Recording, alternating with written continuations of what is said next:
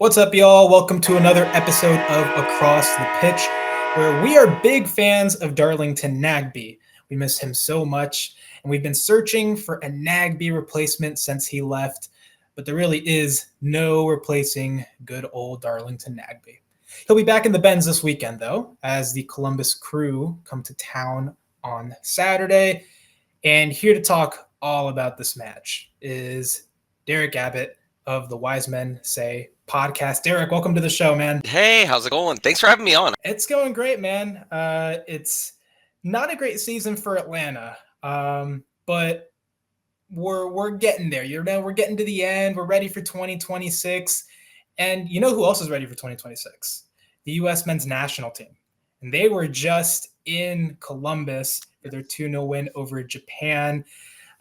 Did you go to that game? No, I did not, unfortunately. And I hadn't intended on going initially for whatever reason. And then actually went for a walk right around the stadium about an hour or two before game time. Then I really started to get those feelings where I'm like, I really wish I would have gotten tickets to this, but it was sold out. So I watched it on TV and it looked incredible, both the atmosphere and the play overall. I mean, to bring him back to Columbus finally, and then to get a Dos Acero win, I mean, it's kind of, it's kind of perfect. It's how it should be when it comes to the men's national team, right? Yeah, and I think we've been waiting for that for a while, especially with the hype building of this is a World Cup at home. So always good to get a win in these games. And Max Arston didn't have to go too far to provide an assist, did he? Right in his stomping grounds. That was awesome to see that he contributed so well. I mean, we've been seeing him do it, especially recently for the Crew. And I know during the summer, he had definitely had sparks where he looked really good for the U.S. men's national team. But I think that performance of the other night definitely solidified his potential candidacy for getting called up when they start really starting to finalize that World Cup roster. So really exciting, especially as a Crew fan, like potential get to be particularly called up on that stage. Everyone's really excited about the possibility of that and just his play overall. Very good player in MLS, now showing himself on the national team. That's always huge. But he now has to come back for the Crew for this game, which is important for the Crew. Let's talk about them a little bit in 2025. They're currently 7th in the East with 46 points in 28 games, 12-6-10 record. What are your thoughts on the Crew season so far? Yeah, I mean, definitely, I would say most people would agree that I would say it's disappointing in terms of where we thought they would be at this point in the season, at least in the standings in 7th.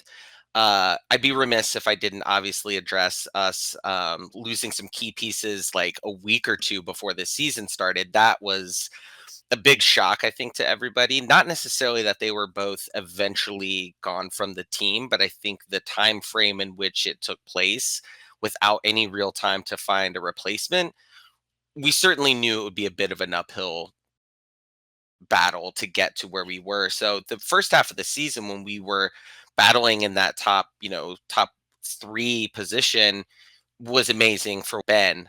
Obviously the summer schedule really caught up to us. So now kind of on that downslide a little bit with the addition of Abu Ali coming in, I think the hopes are high again that we can get back into a decent position. I mean, if we get into the playoffs, that's great, but I think ideally you want to be, a little bit higher up in the pack when you get into the playoffs with the potential for maybe a home game or something like that. But I think in the general sense, if you look at it from a broad spectrum of the whole season, I don't think it's totally disappointing given where we started off at and who we have brought in since then, who has the potential to really get this team on the right track at the very tail end of this season coming up. And we'll talk a little bit more about some of the folks that y'all brought in. But yeah, I mean, losing Cucho Hernandez, I think it was like a couple weeks before the season started. That's brutal, and he's one of the most prolific strikers that the league has had in recent seasons. And I mean, just to kind of show you, I guess, the effect You had in 2024 last season, Columbus scored 72 goals. 2023 was 67. This season, right now, with I believe y'all have 6 games remaining. That sounds right. Uh, y'all Yes. have Yeah. 43 goals. So there's a big difference, and that's where you see just what how important Cucho was to this team. Yeah. And I think most people or Crew fans would agree, like, it's not surprising to see that because the way the roster is constructed, you don't necessarily have a true striker. I mean, we have some that are on the bench and stuff, not certainly to the level to replicate what Cucho did, but the hope is kind of in Diego Rossi to be able to make up that. And that's not necessarily, his role ultimately. So putting him in that position, you're putting a lot on his shoulders to be able to get to that point. And I think realistically, we kind of knew that that wasn't going to be the case. So you'd hope that you get those goals by committee. And we've gotten other people involved in the scoring for sure, especially a few people that we did not anticipate maybe contributing as much as they have. But certainly it's very much felt. And there have been some games where if they even connected on half those shots, you'd probably have 10 plus more goals. But there have been certainly some games within the past month or two where you're just seeing a lot of balls go into the box and just for one reason or another they're either not put on target or they're stopped, but they're right there, and they just need to be able to have that finishing touch. And without Cucho there currently, there doesn't nobody's really kind of slotted into that quite yet. We're going to talk about the summer transfers now. The big headliner, your brand new striker from Al Ali, one of the most expensive signings in club history at $7.5 million. Uh, this game will only be his third with the Crew, so obviously not a whole lot of sample size. But from what you've seen so far, Hmm. what are your thoughts on him? Yeah, especially that first game he came. Remember what minute it was exactly? Probably around the 70th, 75th minute or so. But he was out there when he went out there. There was definitely a jolt of energy when he came onto the pitch, and obviously he did not have the time to be able to create kind of that playing relationship with the players necessarily. So he's out there trying to make things happen, and we did end up getting a goal. I don't remember if they actually gave him like a contribution to it, but him and Gazdag both kind of, we thought he had scored initially, but it was Gazdag who had scored. But he made an immediate spark onto the pitch. And the last game we had was just one of those classic, you go in and it's just a slog against New York, and nothing really ended up like looking like it went right. And that's kind of been the past month or so how the Crew were. But having seen the Club World Cup, we all know what Abu Ali is capable of. So we know the matter of time in most people's minds that it's going to start connecting. And I'm hoping that with this week or two off that we've had, that they've had time to really build up that camaraderie with each other, because this is somebody who is a pure striker, can shoot with both feet, which is cool. Or at least a very nice thing to have for any kind of striker. And he could do headers too. I think in the Club World Cup, he had like one right foot, one left foot, and one header in his when he scored the hat trick in the one game. And I mean, to score headers, like I've been a Crew fan. I've been a season ticket holder for like 10 years. I've been a Crew fan for even longer. I can't remember the last time we've had anybody who could consistently, shown on paper, be able to do headers for us like that. So get from him now, of course, to see it, but I think this final stretch is really going to give them kind of that stretch of games consistently that should be able to build up. I know that with anybody coming in the summer, any of our transfers, that typically anybody who's played outside the MLS, it takes them a bit of time to catch up. Rarely does someone come in and light the pitch on fire with their play when they're coming from outside of MLS. But you got to hold out hope that maybe this is the exception to that. But I think overall, if he can provide any kind of quality on top of what we have had, and even finish 25% of the potential that we've had when we're getting the balls into the box, I think that there is a real chance for him to not just make an impact, but for the crew to actually start to really gain some momentum. And, I'm a big believer that any team that can get hot and go into the playoffs on a hot streak, I mean, sky's the limit at that point. That's all y'all needed in 2023, wasn't it? Was to get into the playoffs, Ex- get hot, and that's the thing, right? 100%. About a league like MLS, where once the playoffs start, nothing that happened in the regular season really matters. All you have to do is win a few games consecutively, and you could be lifting Yeah. the title. So it's a huge chance for him to, in this final stretch of games, like you said, build that chemistry with some of these players, and really find his space in this team. Really, what Columbus needs right now is a finisher, right? And Yeah. that's what he seems to be. You have very good players in Diego Rossi and Daniel Gazdag and this entire supporting cast that he has. All he has to do is put the ball in the back of the net. And his track record says that he can do that. So I personally, I can understand y'all being excited for this. This is a massive signing. And yeah, I mean, hopefully he does great things for y'all. Fingers are crossed. I think everybody agrees. Fingers are crossed. We need this. Yeah, man. So looking at kind of this list of, this is just the summer transfers, but are there any others that Mhm. you really want to talk about? I think Hugo Picard, I don't know how much he is going to make an impact this season. I only say that because he's been with the team longer now, but hasn't necessarily seen the pitch a lot. I think that that is more of a move where if we need to put him in the midfield, or he could contribute in different areas, but I think it's one of those more development, getting him some experience and stuff. Could this be a future Aiden Morris type individual where he's going to come in and as someone who's younger and be able to start to really grow with the team overall? So I don't necessarily. It would be great if he could contribute, when given time, but I don't see too much of a scenario where maybe they're going to start him. I know some people are clamoring for him to get some starting potential, but I think with where we're at right now in the standings, I don't know that you should risk maybe an unknown potentially in that spot. Now, when we talk about the lineups, I'll probably completely contradict this in for a very specific reason, but for the time being, that's kind of how I'm approaching it, at least.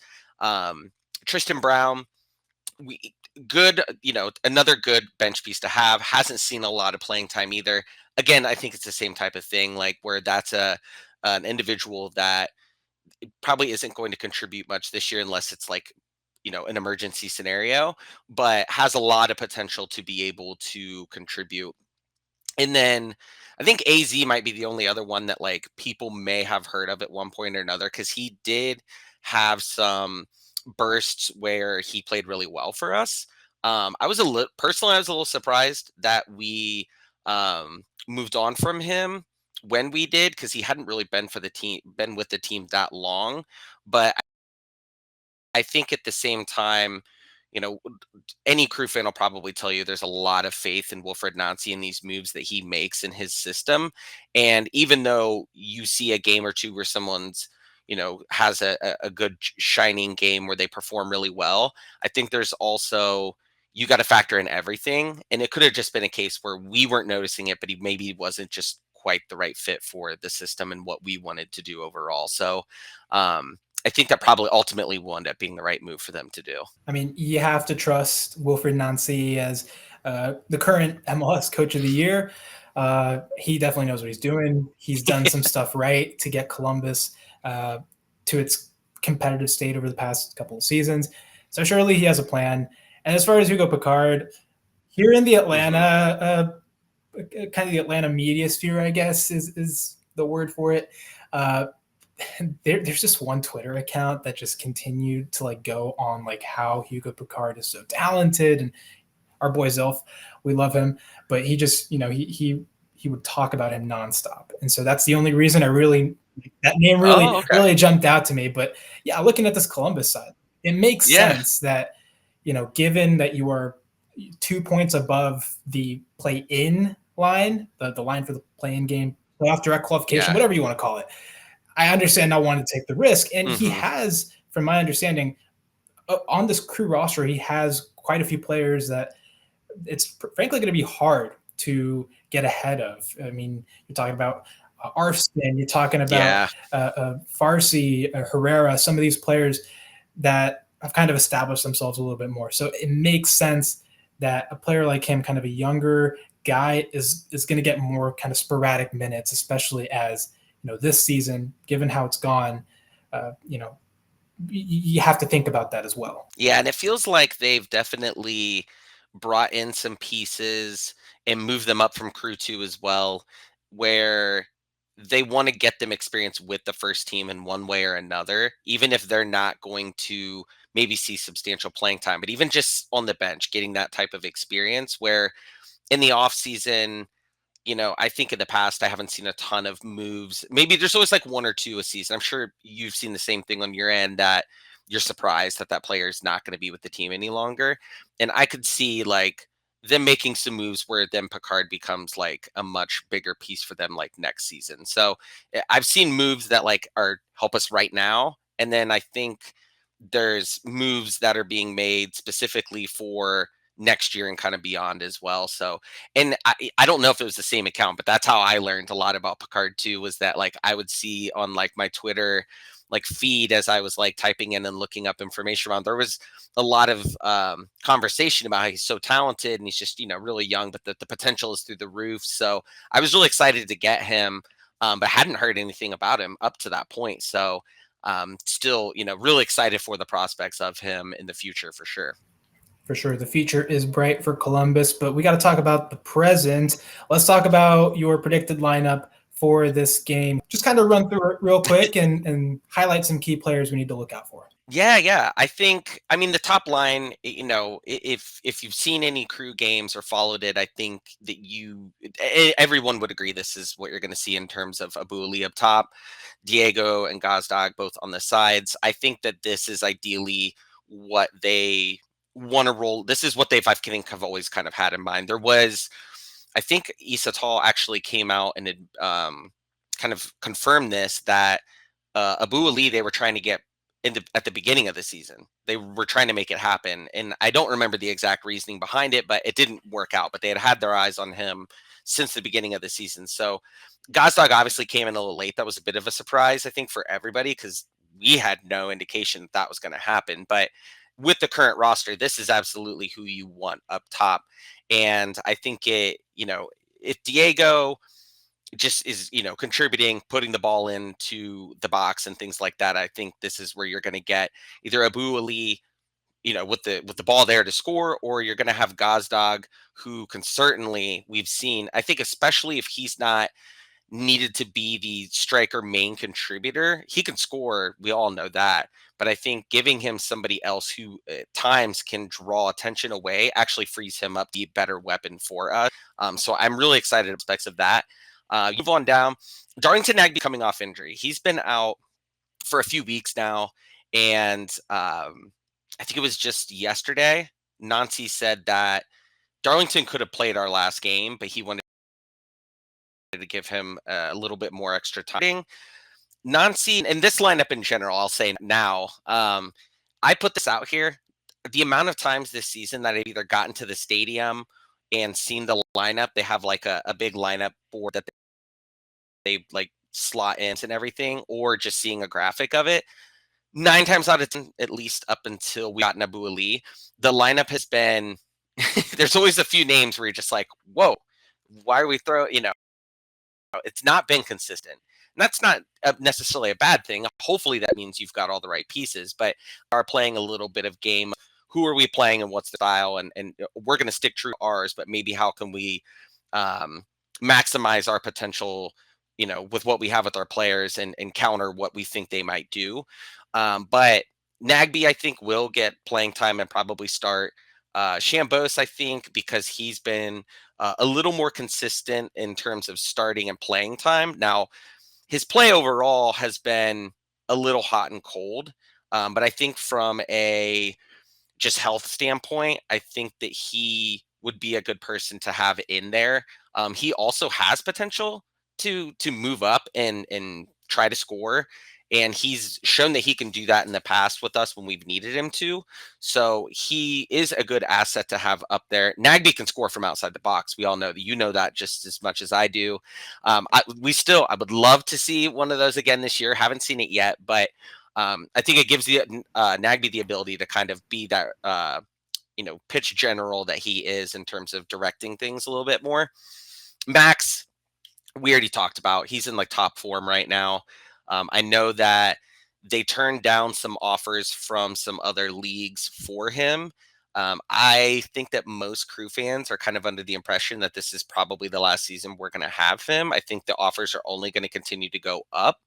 Of course, there's always a price, and if people aren't willing to match it, unless the player forces it, he may be around a little bit longer. But he's in top form right now, so there's no reason to think he will not get that starting. Not even if he did just play the other day. Andres Herrera is one that going into the season, I don't think he got a lot of playing time last year overall. My co-host Gerald was really high on him going into the season. And I remember thinking like, okay, but like he hasn't really played a whole lot. But when he has gotten chances to play and start, he has been, in my mind, like a standout individual. Now, some games he is all the way up there in potential scoring position. I think he has a goal or two this season, even. Really great player. We had him on loan actually until I think it was the end of June. And then there was like a few day window where we're like, the loan was up. So we didn't think we are going to have him anymore because they didn't activate the purchase agreement of it. And then I forget who the team is who has his rights, but we essentially negotiated another year-long loan with another option to purchase. So I think a lot of Crew fans would probably agree that it would be awesome to be able to have the buy clause and just have him as a full-blown member of our team. But they haven't done that yet. But I think he's one that if you're talking about this team and who could really stand out as someone who could give Atlanta some trouble, I think that he could be like a dark horse for that, honestly. I think there's a lot of like people that you would just automatically expect, but I think coming up the sides, he could be one. I did read that Mo Farsi has been training again. He's been out for quite a while, and Mo Farsi is one of my favorite players. He's so fast, but I just don't. Knowing Nancy, a lot of times, Nagby is probably what I would consider the exception to the rule when it comes to this. Typically, if they're coming back from an injury, even if they're training with the first team and they haven't played yet, they're not usually getting the start. 9 times out of 10, they'll come in at some point. So Farsi could end up coming in, but I think Herrera's more than earned the spot to start here. Um, Cesar Ruvalcaba is very new. He's very new with us, very young, but has shown his weight in gold in terms of when he's gotten playing time. He's been very good on the back line. You don't see too many mistakes from him with a defense that I would say recently has been kind of leaky in terms of letting in goals and just kind of making making mistakes where you throw your hands up and you're just like, what are you doing? Multi Amundsen, he's just been a stalwart kind of, on the field in general for us. I think that he's going to get the nod. We do have Triberco. I wouldn't be surprised if Triberco comes in, but he's kind of fallen out of favor a little bit. And I'm not really sure why that is. But I think if they were to make a change in what this lineup is, I could see that happening as well. Steven Moreira, I mean, he's in my mind, like we need him at the back line at all times. He's probably a future captain of this team. Anytime that, somebody comes off the field, he's kind of the one that takes over when it comes to being that general out there, even though he's in the back line. So, and I like this back line, and hopefully if it shows up really, this could be one that you see forward. Patrick Schulte, and I don't know if Atlanta's like this, but if you go online to Crew Twitter in the past month or two, people have started to get very hot and cold on him. I think that, like any keeper, there's very few that are going to be, a brick wall for the entire season. And I think it's awesome when you have it and when they're in that stride, but it's a keeper. I mean, they're going to give up goals eventually. So I'm not as cold on him as maybe some others have been. I think this past few games, people are starting to like, not necessarily question that. He was coming off an injury too at the time. So that certainly plays a factor into it. But, there's no way that they're not going to play him and he's not going to be a starter. And I think we were just talking about this on our podcast last night about the pool of keepers for the U.S. men's national team with the upcoming World Cup. I think he's still in the conversation of it, but he's not really getting called up as much now. He had like kind of a short window to do that. But I think he can now solely be focused on our team and moving forward, getting into the playoffs and going forward. And I still like everything that he puts out on the pitch. So even a bad game here or there doesn't really give me any pause about his overall ability. And Atlanta fans, when it comes to goalkeepers, I mean, we've had Brad Guzan since the Stone Age. So uh, Oh my gosh. we've thought for like 4 years now that he was going to retire, and he's still around. Same. We've And thought the same thing. so we've especially, I think, last season, look, 2023, we were sure he is gone in 2024. And then Hmm. 2024, he obviously had a great season in the playoffs. He just became, just prime Neuer and denied Miami and helped this team make that miracle That was run awesome. happen. Yeah. And then in 2025, he's kind of regressed a bit, and which makes sense. Mhm. He just turned 41 on Tuesday, so he's ancient. But uh, yeah, people kind of back and forth on should we keep him a little bit if he wants to stay on. Since he's been here since the beginning, he's been a captain and everything. He's a leader. We need his leadership, but at the same time, you know, does he have the reflexes? Are there some saves that he should be making that he's not making? And especially now, since we have Mhm. this younger Jaden Hibbert starting to Yeah. rise ranks, uh, he's had 4 starts now, and he's had 2 shutouts or two clean sheets in those 4 starts, and he's made Nice. 2 saves. So he kind of seems to be the one in favor now for the kind of this end run at the end of the season. And we've heard from Chris Henderson say that the club is looking for a new number one. So it seems like even if Guzan is still here come 2026, he's probably not going to be the starter. He might be there if he is there at all. He might be there just to Mhm. put, for competition. But yeah, the goalkeeper situation, I know that for a fact that has happened here as well. Um, Mhm. but talking about Schulte, this season, because I do watch some crew games as part of, I cover the league for MLS. I do distinctly remember a few howlers from him, so I can understand some folks being a little Yeah. cold in that sense. But yeah, maybe it is a little bit unfair if he is coming off that injury. He's still been, from what I have seen over the past couple of seasons, a mostly reliable goalkeeper. So yeah, I can understand some of the back and forth on him. If we can get our offense together from like a Schulte standpoint, it's okay if he gives up a few goals, as long as we can now score the goals to still win the game. I think that before we didn't have that, so there's a lot of emphasis on if he's not stopping these goals, then there's not we don't have as much confidence in winning the game. So I think having that Abu Ali up top definitely kind of even things out a little bit for us, hopefully. Yeah, and I think it was the same mentality here in Atlanta coming into the season. Like, okay, if you go out and you get just a huge attacking arsenal, right, and you score 3-4 goals a game, you should be fine conceding a couple. The thing is, that hasn't Yeah. happened. We haven't been scoring the goals, and then our opponents come in and score 2 or 3, and it's over. It's done. So yeah, I understand the Right. frustration and seeing also again. This comes back to Cucho Hernandez not being there because he's just such a great striker. But yeah, I feel that for sure.